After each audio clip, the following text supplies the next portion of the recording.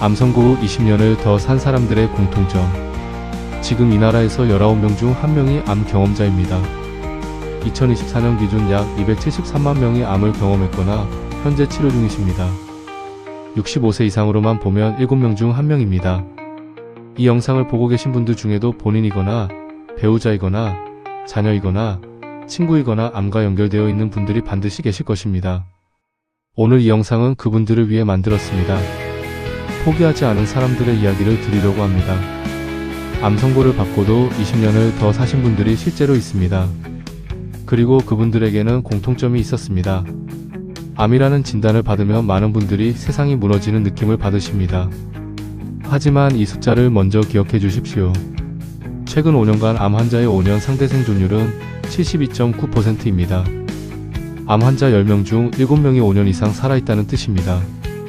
2001년에서 2005년 사이의 생존율은 54.2%였습니다. 불과 20년 만에 18%포인트가 올랐습니다. 조기에 발견하면 생존율이 92.7%까지 올라갑니다. 암은 더 이상 사형 선고가 아닙니다. 그리고 이 안에는 20년을 더 사신 분들도 있습니다. 그분들에게는 무언가 공통점이 있었습니다. 오늘 그 5가지를 말씀드리겠습니다. 오늘 그 5가지를 먼저 말씀드립니다. 첫 번째, 마음가짐을 바꿨습니다. 두 번째, 식단을 바꿨습니다. 세 번째, 매일 걸었습니다. 네 번째, 혼자 싸우지 않았습니다. 다섯 번째, 삶의 의미를 새로 찾았습니다. 이 5가지 어렵게 느껴지십니까? 사실 이것들은 지금 당장 오늘부터 시작할 수 있는 것들입니다. 그리고 이 5가지 모두 과학으로 증명됐습니다. 국내외 연구가 수만 명을 추적한 결과입니다. 5번째가 오늘 영상에서 가장 중요합니다. 지금부터 하나씩 말씀드리겠습니다. 2005년 봄이었습니다. 경기도 수원에 살던 이정수 어르신은 67세였습니다. 오른쪽 윗배가 가끔 불편했지만 나이 탓이라 여겼습니다. 아내의 성화에 못 이겨 병원에 갔고 위내시경 결과를 기다렸습니다. 위암 3기였습니다. 의사 선생님이 뭐라고 하셨는지 기억이 나지 않으셨다고 합니다. 귀가 먹먹했습니다. 집으로 돌아오는 버스 안에서 어르신은 창밖만 바라보셨습니다. 그러다 버스가 익숙한 정류장을 지나는 순간 어르신의 머릿속에 한 가지 생각이 들었습니다. 살아남는 사람들이 있다. 나는 그 안에 들어가겠다. 그것이 전부였습니다. 거창한 다짐도 아니었습니다. 그냥 그 한 줄이었습니다. 그로부터 20년이 지났습니다. 2025년 봄, 이정수 어르신은 손자의 돌잔치에서 웃고 계셨습니다. 87살이셨습니다. 손자가 돌잡이를 하는 모습을 눈물을 훔치며 지켜보셨습니다. 공통점 첫 번째, 마음가짐을 바꿨습니다. 의학에서는 암으로 인한 심리적 고통을 디스트레스라고 부릅니다. 불안, 우울, 불면이 복합적으로 나타나는 상태입니다. 암 환자의 약 3분의 1이 전문가의 도움이 필요한 수준의 디스트레스를 경험합니다. 서울대 암연구소 연구에 따르면 이 디스트레스가 면역 기능과 호르몬 기능에 직접 부정적인 영향을 줍니다. 쉽게 말씀드리면 이렇습니다. 절망이 지속되면 우리 몸의 면역 세포들이 제대로 싸우지 못하게 됩니다. 반대로 희망을 유지하면 면역 체계가 더 잘 작동합니다. 이것은 느낌이 아닙니다. 측정 가능한 과학적 사실입니다. 대한암협회는 이렇게 말합니다. 암 진단 후 가장 먼저 해야 할 일은 절망이 아니라 희망을 선택하는 것이라고. 말기 암 환자라도 100% 사망하는 경우는 없습니다. 그것이 희망의 증거입니다. 이정수 어르신은 그 희망을 어떻게 유지하셨을까요? 비결은 단순했습니다. 오늘 하루만 잘 살자라는 생각을 매일 되뇌셨습니다. 20년을 내다보지 않으셨습니다. 딱 오늘 하루씩이었습니다. 공통점 두 번째, 식단을 바꿨습니다. 이 연구 결과가 충격적입니다. 서울대 의과대학 신혜선, 강대의 원동영 교수팀이 13만 9,267명을 평균 10년 넘게 추적했습니다. 그중 5년 이상 암 생존자 5,585명을 분석했습니다. 결론은 놀라웠습니다. 패스트푸드 섭취를 제한한 그룹이 그렇지 않은 그룹보다 사망률이 22% 낮았습니다. 22%입니다. 약을 바꾼 것도 아니고 수술을 다시 한 것도 아닙니다. 먹는 것을 바꿨을 뿐입니다. 왜 패스트푸드가 문제일까요? 패스트푸드는 혈당을 빠르게 올리고 몸속 염증을 유발하며 암세포의 증식과 전이를 돕는 환경을 만듭니다. 반대로 채소, 과일, 통곡물 중심의 식사는 염증을 줄이고 면역 기능을 높입니다. 암세포가 자라기 어려운 환경을 만드는 것입니다. 이정수 어르신은 진단을 받은 다음 날부터 식단을 바꾸셨습니다. 좋아하던 삼겹살과 술을 끊으셨습니다. 하루 3끼 된장찌개, 나물 반찬, 생선 위주로 바꾸셨습니다. 처음 한 달은 맛이 없었다고 하셨습니다. 2달째부터는 익숙해지셨습니다. 그런데 암치료 중에 한 가지를 특히 조심하셔야 합니다. 단백질입니다. 항암 치료를 받으시면 근육이 빠지기 쉽습니다.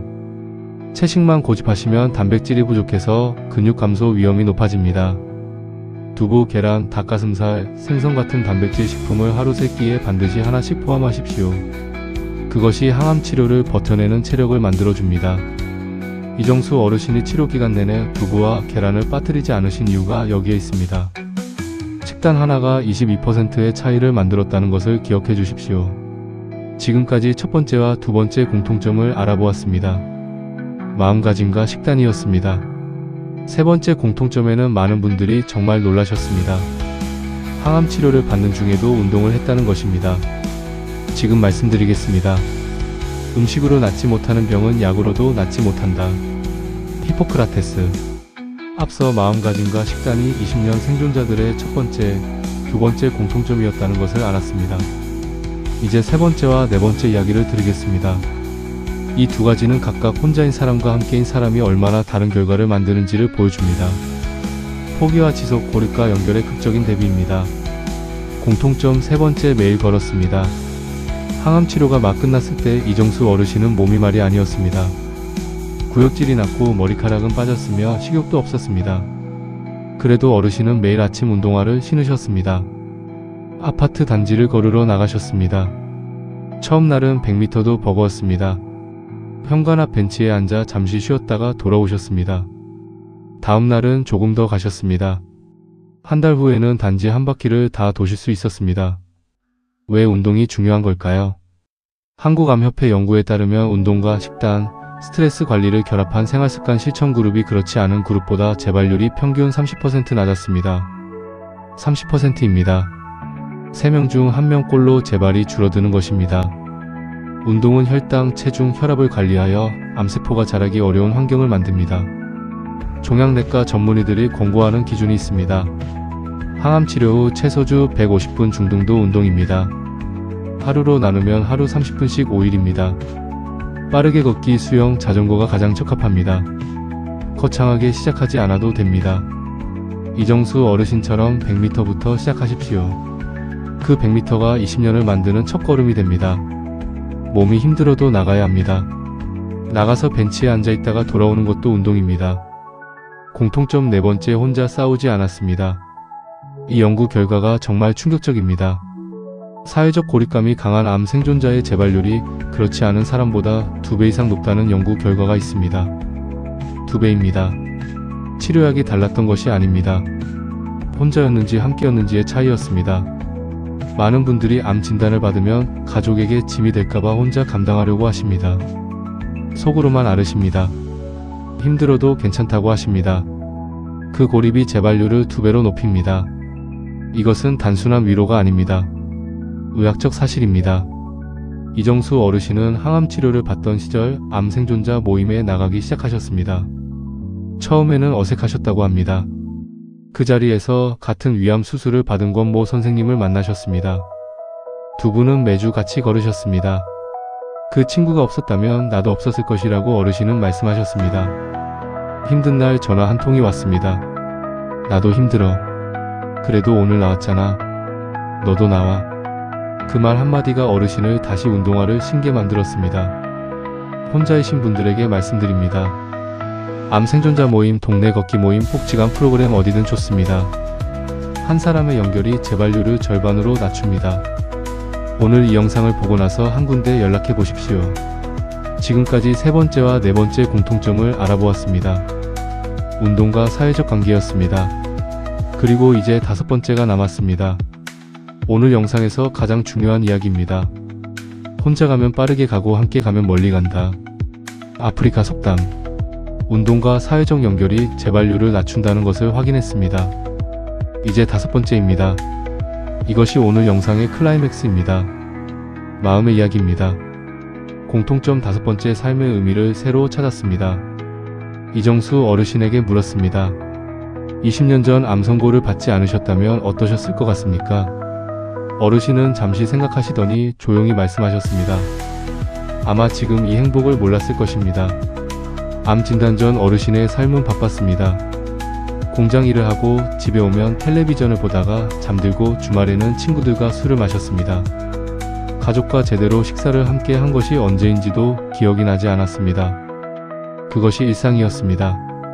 암 선고를 받은 날 밤 어르신은 처음으로 아내의 손을 잡으셨습니다. 오래 잡고 계셨습니다. 아무 말도 하지 않으셨습니다.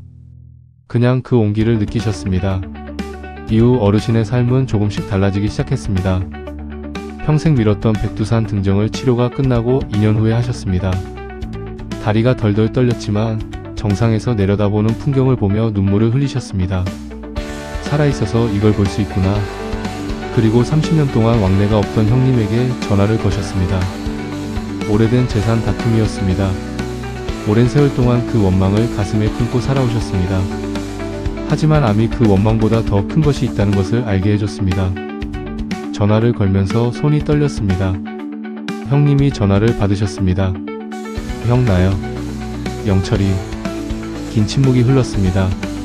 형님이 먼저 말씀하셨습니다. 왜 이제야 전화했냐?